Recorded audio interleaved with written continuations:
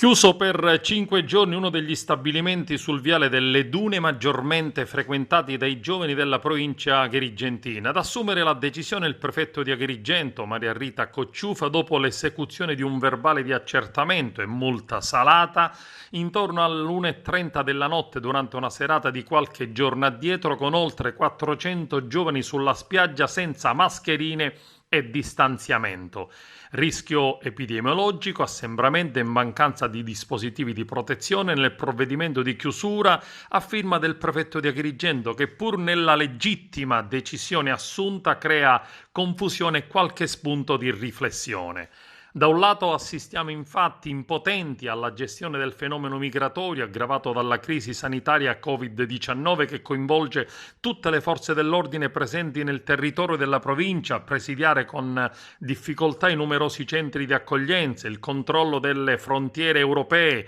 la fuga di migranti, la difficile organizzazione nell'isola con la tendopoli della Croce Rossa in provincia di Catania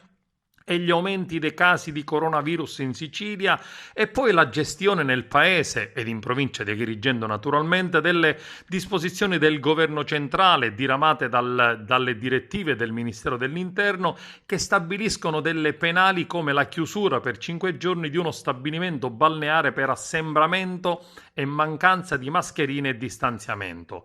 Non so se ridere o piangere perché al danno provocato all'imprenditore Tizio che dovrà pagare una multa salata introdotta dalle norme Covid-19, anche la beffa di sospendere i 20 lavoratori per 5 giorni che lavorano con dignità e cercano di guadagnarsi da vivere dopo una terribile crisi economica che sarà scritta nei libri di storia come la peggiore dell'ultimo secolo. Non so onestamente se tutto ciò sia corretto oppure in atto vi è una stortura interpretativa che riguarda la responsabilità dei gestori dei locali pubblici, degli hotel, delle scuole o d'altri che devono garantire il rispetto di tutte le normative, mentre nelle piazze, nelle strade, nelle spiagge vi sono assembramenti di migliaia e migliaia di persone senza alcuna protezione individuale e soprattutto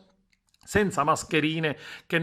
proprio nessuno utilizza più. È difficile dare una spiegazione e soprattutto una giustificazione al cittadino comune che non sa ancora oggi come comportarsi se indossare la mascherina ed il distanziamento e alle migliaia di giovani che non comprendono che l'emergenza non è ancora finita e devono invece fare attenzione e soprattutto proteggersi.